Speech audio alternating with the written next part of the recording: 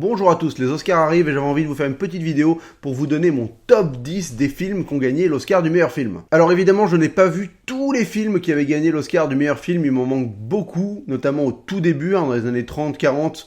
Voilà, j'ai beaucoup de lacunes. Il y a quand même certains films de cette époque-là que j'ai vus et que j'aime beaucoup et qui seront dans mon top. Voilà, et par contre, j'ai vu quasiment tous les Oscars des meilleurs films récents. Je pense que sur les 30 dernières années, je les ai tous vus. Voilà, donc je vais essayer de vous présenter ça de manière rapide, efficace, bref.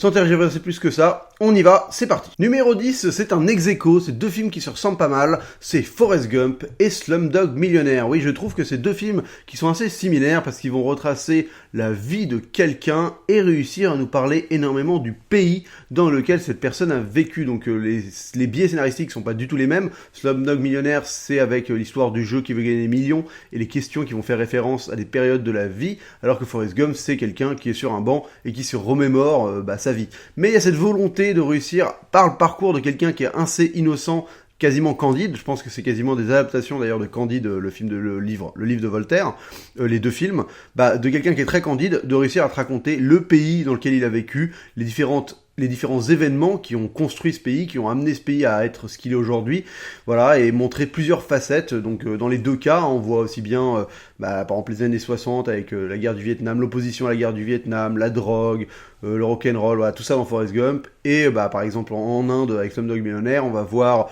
le massacre des musulmans dans je sais plus quelle région. Le fait qu'on va exploiter les enfants dans certaines villes, enfin bref, voilà. C'est vraiment, ça te donne une vision d'un pays par le biais d'une espèce de fresque de personnages qui m'a beaucoup plu.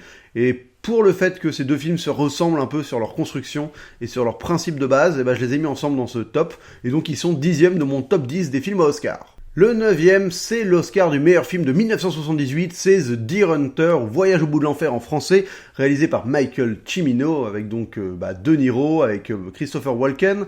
C'est un film que je trouve assez impressionnant parce que déjà sur son rythme, il est divisé en 3 segments en fait, qui prennent énormément de temps, où il se passe très peu de choses et ça se passe surtout dans des lieux très clos, mais ça arrive à te faire une espèce de fresque humaine sur un personnage et sur l'Amérique de cette époque-là. Ça raconte la guerre du Vietnam d'une certaine manière, et c'est un film qui m'a bouleversé quand je l'ai découvert, que je trouve poignant, fort, humain. T'es à la fois au début t'assistes à un mariage et donc t'as des mecs dans un bar et voilà, il y a cette espèce de côté mais tellement galvanisant, quoi. T'es avec eux, t'as envie de faire partie de cette bande de potes. Et après, le reste du film, t'as absolument plus envie. Donc c'est une très belle étude de l'humain. Je trouve que le dernier plan, c'est un des derniers plans les plus forts de l'histoire du cinéma. C'est tellement dingue, quoi. Voilà. Et Michael Cimino, c'est un réalisateur qui est assez intéressant, hein, franchement. Il a une carrière particulière. Il a fait des films que je trouve très très très denses. Enfin, un film comme La Porte du Paradis, c'est waouh. À se prendre dans la gueule, c'est quand même vraiment vraiment impressionnant. Mais voilà, il a pas fait que des succès. Malheureusement, sa carrière a eu un peu des problèmes ensuite. Donc, c'est un réalisateur que j'aime beaucoup. Et ça, je crois que c'est peut-être son premier film. Je vais aller vérifier ça. Et non, son premier film, c'était Le Canardeur avec Clint Eastwood, que je n'ai pas vu. Mais voilà, en tout cas, Deer Hunter, c'est vraiment un film qui m'a marqué, que je trouve très ambitieux, très audacieux surtout, et magnifique et désastreux. Enfin voilà, cette séquence qui est culte, hein. J'en dis pas plus, mais ceux qui ont vu le film, vous savez de quoi je parle. C'est une des séquences qui m'a le plus happé et choqué de l'histoire du cinéma, je pense. En 8e position, c'est un film de 1967 qui a donc récolté l'Oscar du meilleur film, c'est In the Heat of the Night. Alors c'est intéressant parce que c'est un film qui fait un parallèle avec Green Book, qui est sorti récemment. L'histoire, c'est celle, on est dans une petite ville du sud des États-Unis, je sais plus exactement dans quel état, mais on est en 1960, quoi. Donc voilà, état raciste, tout ça, vous connaissez un peu la musique.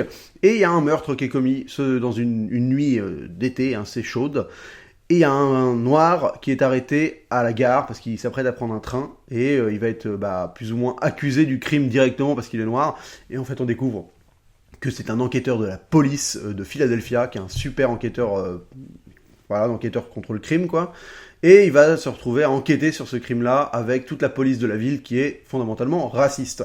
Ce qui est très intéressant, c'est que quand tu vois un film comme Green Book qui traite la même dynamique, un personnage noir qui va collaborer avec un personnage du Sud raciste, enfin là c'est pas un personnage du Sud dans Green Book, mais voilà, qui va devoir collaborer avec un raciste, et le raciste va plus ou moins arrêter d'être raciste au contact de ce noir parce qu'il va comprendre qu'en fait le mec est un mec bien, bref, voilà, enfin c'est cette espèce de dynamique là. Mais dans In the Dead of the Night, déjà le fait que ce soit contemporain, ça apporte énormément de force au propos, parce que c'est vraiment ancré, tu sens que c'est des situations qui sont palpables, quotidiennes, quoi, que ça se passait vraiment comme ça à l'époque, il n'y a pas de reconstitution qui peut être édulcorée, et en plus, c'est beaucoup plus fort, quoi. Enfin, t'as une séquence où le mec, l'enquêteur Black, il gifle un grand propriétaire terrien non blanc, et putain la gueule du blanc quand il se fait frapper, oh là là là là, tu sens que le mec pour lui c'est genre l'outrage ultime, quoi, et qu'il a deux doigts de vouloir le flinguer tout de suite. Enfin et ça c'est des trucs à l'heure actuelle tu ferais peut-être plus ça, ou c'est ancré de véracité. Je trouve qu'il y a vraiment un côté ils hésitent pas à aller dans un peu plus à l'époque d'aujourd'hui ça fait peut-être un peu moins politiquement correct, et pour un sujet comme ça je trouve ça intéressant. Au-delà de ça, le film est vraiment super, c'est une enquête policière qui est parfaitement menée. Je trouve que le propos est justement génial parce que t'as cette enquête policière qui est très intéressante, et justement cette espèce d'étude de l'Amérique assez en profondeur sur cette espèce d'ambivalence et ces gens qui doivent cohabiter mais qui à la fois fondamentalement font pas partie du même monde et se détestent mais doivent quand même collaborer. Enfin bref, c'est un film que je trouve assez intéressant. Il y a Sidney Poitier qui est extraordinaire dedans, franchement, mais il a des phases, mais quelle présence, quoi. Fouah, ça en envoie. Et la musique est faite par Quincy Jones, et c'est aussi un grand moment. Je parle pas souvent de BO, mais franchement la BO de ce film envoie du bois. Donc voilà, c'est un super film, et en plus je trouve que le parallèle avec Green Book est assez intéressant. Si vous avez l'occasion de revoir les deux là, c'est assez fascinant. 7ème position, c'est un film que moi personnellement j'adore, je pense que pas tout le monde va forcément comprendre mon choix, c'est American Beauty, Oscar du meilleur film de 1999, réalisé par notre ami, j'ai un trou, Sam Mendes, l'homme qui réalisera Jared, qui réalisera les derniers James Bond, Skyfall et le dernier, c'est quoi? C'est Spectre. Voilà, bref, American Beauty, pourquoi c'est dans mon top des Oscars et pourquoi j'adore ce film? Je trouve déjà que c'est un film qui est hyper fascinant pour l'époque dans laquelle il s'inscrit. C'est un film de 99 et tu sens que c'est probablement le dernier grand film américain, bon, on va pas compter Titanic, mais qui parle de l'Amérique contemporaine pré 11 septembre. C'est-à-dire que c'est un film qui est hyper pertinent sur la fin des années 90 et comment était l'Amérique avant le 11 septembre. C'est un film qui va parler de la trivialité de la vie, du non-intérêt de l'existence, du côté mais on se fait chier, quoi. Genre notre quotidien il sert à rien parce qu'on n'a pas de problème, quoi. Enfin, les problèmes qu'on a, c'est pas des problèmes en fait. C'est nous qui nous décidons d'avoir des problèmes pour limite faire que notre vie ait un semblant de sens, parce que sinon on s'emmerde, quoi. Et je trouve ça mais tellement pertinent. Et le truc c'est que 2 ans après, quasiment 1 an après la sortie du film, il va y avoir le 11 septembre qui va changer tout ce paradigme et qui va changer toute l'Amérique. Vraiment, c'est un événement, le 11 septembre, qui a totalement, radicalement changé la manière dont les Américains percevaient leur existence, quoi. Et donc, c'est un film qui, moi, je trouve hyper marquant pour ça, parce que je l'avais découvert avant, parce qu'après, quand je le revois, ça me marque encore plus. Au-delà de ça, je trouve que c'est un film qui est assez génial, qui donc raconte juste l'histoire d'un mec qui t'annonce qu'il est mort, et on va comprendre un père de famille dans une banlieue américaine. On va comprendre les derniers jours ou semaines qui vont mener à sa mort. Et c'est un mec juste qui décide de partir en couille dans sa vie, quoi, d'arrêter de suivre son train-train quotidien. Et Kevin Spacey qui est énorme. Tout le casting est fabuleux. Je trouve que tous les personnages me fascinent dans ce film. C'est un beau film esthétiquement. Il filme la banlieue de manière à la fois très onirique et très froide et quotidienne. C'est vraiment marquant, quoi. C'est un film qui m'a marqué et auquel je repense souvent, et c'est pour ça qu'il est dans ce top. C'est parce que ça fait partie de ces films que je considère être vraiment des bons films qui arrivent à parler de beaucoup de choses en prenant un sujet très trivial, très lambda, sur le papier ça paraît pas fascinant, et en fait en regardant le film ça l'est. Il y a un très bon épisode de Lesson from the Screenplay qui explique comment chaque personnage arrive à justement rehausser la thématique centrale du film et le parcours du protagoniste. C'est une super vidéo qui montre à quel point le film est quand même très très bien pensé. Et moi c'est un film que je trouve qui fait partie de ces films un peu pas indépendants américains, mais voilà, qui pour moi clôt une manière de faire du cinéma dans les années 90 d'une très belle manière. Le numéro 6, c'est le plus vieux film de ma liste, c'est How Green Was My Valley de John Ford, Oscar du meilleur film en 1941. Alors John Ford, je vais pas faire mon hypocrite, c'est pas un réalisateur dont je connais tous les films, il a une énorme filmo, mais même ses plus grands films, je les ai pas encore vus. Je sais que je vais essayer de le découvrir cette année, c'est un de mes objectifs de découvrir un monde bien de John Ford. En tout cas, How Green Was My Valley, ça raconte l'histoire d'une famille dans une ville minière d'Écosse, si je ne m'abuse. J'ai pas envie de me planter, je crois que c'est en Écosse, c'est par leur accent que je le perçois. Et c'est vraiment un espèce de film magnifique qui te raconte, donc on est majoritairement dans le point de vue d'un jeune homme, et qui va te raconter vraiment cette fresque, quoi. C'est une fresque familiale, c'est magnifique. Pour moi, c'est clairement un film visuellement qui a inspiré Miyazaki dans le Château dans le ciel, par exemple. Je vais essayer de mettre les visuels pour que vous compariez, mais pour moi, c'est clairement là qu'il va tirer son inspiration. Après, il doit sûrement y avoir des vraies villes minières qui ressemblent à ça. Donc ça se trouve, il a juste... Mais je pense que voilà, il y a un vrai côté où Miyazaki, à mon avis, qui est aussi un cinéphile, a dû être influencé par ce film de John Ford. Je trouve que c'est un film poignant, qui vraiment arrive à aller de péripétie en péripétie, mais sans lâcher ses personnages et sans lâcher vraiment l'intime de cette famille, quoi. Et qui parle d'énormément de choses, quoi. C'est un film qui va brasser mais tellement de thématiques, la religion, le fait de l'amour, de pas pouvoir aller au bout de son amour, la fierté, les conditions. C'est un film qui raconte le début du socialisme et du syndicalisme, voilà, dans ces villes minières. Très très beau film, et la narration de Ford, elle est tellement fluide, quoi. Tu te dis, le mec, c'est vraiment un grand, quoi. Enfin, de réussir à... C'est-à-dire que rien que sur un film comme ça, j'ai trop hâte de voir ces autres films, en fait. J'en ai vu d'autres, de Ford, mais pas vraiment me concentrant sur ce que son cinéma est. Et je pense que déjà, en voyant un film comme celui-ci, tu te dis, ah ouais, le mec, il est capable de te raconter une histoire qui est étendue sur 20 ans, avec 15 personnages, et t'es jamais perdu, t'es toujours concerné par ce qui se passe, et émotionnellement, tu décroches jamais, quoi. Donc franchement, grand film, et je trouve ça, voilà, quoi. John Ford, c'est sur le papier, c'est quasiment un des plus grands réalisateurs de tous les temps.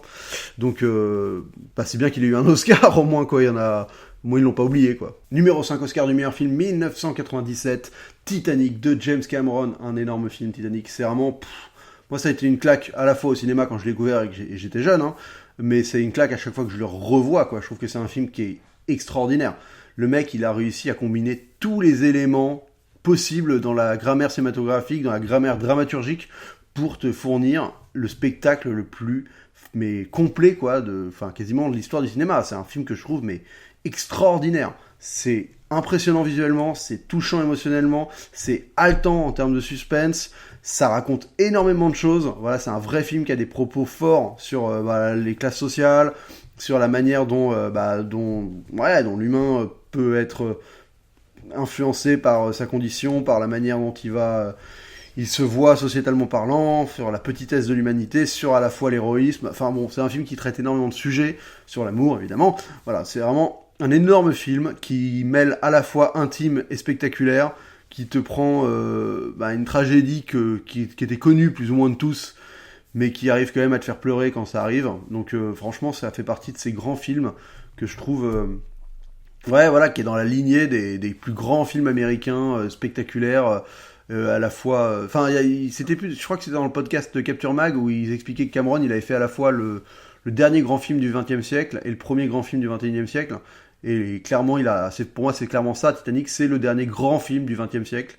C'est dans la lignée de certains John Ford ou même de Laurence d'Arabie et Titanic. Boum, tu vois, tu closes cette espèce de Autant n'emporte le vent, Laurence d'Arabie, Titanic. C'est une espèce d'énormes films qui sont vraiment des monuments, quoi. Et Titanic, c'est un monument. Numéro 4, c'est une comédie, et oui, de Billy Wilder. C'est La Garçonnière, The Apartment en VO, sorti en 1960, et donc Oscar du meilleur film en 1960. C'est un film que je trouve tellement fort, purée, ah là là, j'adore ce film. Je trouve que c'est écrit quasiment à la perfection, c'est tellement bien rythmé, les personnages sont tellement attachants. Ce personnage principal qui est joué par Jack London, là, c'est Jack London, hein, Jack Lemmon, pardon, j'ai vraiment un problème avec les prénoms et les noms des acteurs, c'est vraiment dramatique. Mais oui, voilà, donc ça raconte l'histoire d'un employé de bureau dans une compagnie d'assurance, qui en fait a un appartement super bien situé à New York, et qui prête son appart à tous ses supérieurs pour qu'ils puissent amener leur maîtresse et tromper leur femme, et lui finalement ça commence à le saouler. Il va peut-être tomber amoureux d'une meuf, et je vais pas vous raconter la suite si vous connaissez pas ce film. Et c'est un grand film parce que c'est un film qui est drôle, mais qui à la fois est loin d'être bête, qui est rythmé vraiment mais à la perfection, où tous les enchaînements de péripéties et de découvertes de certaines choses se font de manière tellement fluide, quoi, et t'as ce personnage où t'es direct en empathie avec lui, quoi, parce que tu t'identifies forcément à ce mec un peu comme tout le monde, mais à la fois qui est vraiment un bon gars, quoi, mais qui a... Ouais, tu te demandes, t'as juste envie qu'il aille mieux, enfin qu'il devienne heureux, quoi. Et ça, c'est fort de réussir à faire que dès le début de ton film, t'as envie que ton personnage principal soit heureux, et que ce soit le but du film de te le faire aboutir ou pas. Déjà, c'est un beau film là-dessus. Puis ce que je trouve hyper intéressant, c'est que dans la carrière de Billy Wilder, c'est un film qui fait totalement miroir avec le film 7 ans de réflexion avec Marilyn Monroe, parce que c'est un film qui raconte en fait la même chose que 7 ans de réflexion, mais où il a... Bon, pour rapidement parler, 7 ans de réflexion, c'est un film qui parle d'un mari qui, pendant l'été, sa femme, part en vacances pendant 2 mois avec les gamins à la campagne, et donc il se retrouve en ville, et il essaye d'avoir une aventure avec quelqu'un. Il va essayer de tromper sa femme. Voilà. Et le truc, c'est que l'appartement, ça prend donc l'autre facette de ça, où on voit des mecs qui, pendant que leurs femmes sont l'été en vacances, eh ben, ils trompent leur femme. Mais de manière où ils assument totalement. Et donc, tu vois, il est allé plus loin dans cette thématique, il explore le truc, sauf que là où avant c'était ton personnage principal et t'avais peut-être un attachement pour lui, là, les mecs qui font ça, ils te les regardent avec une espèce de condescendance, enfin, ils deviennent méprisables, quoi.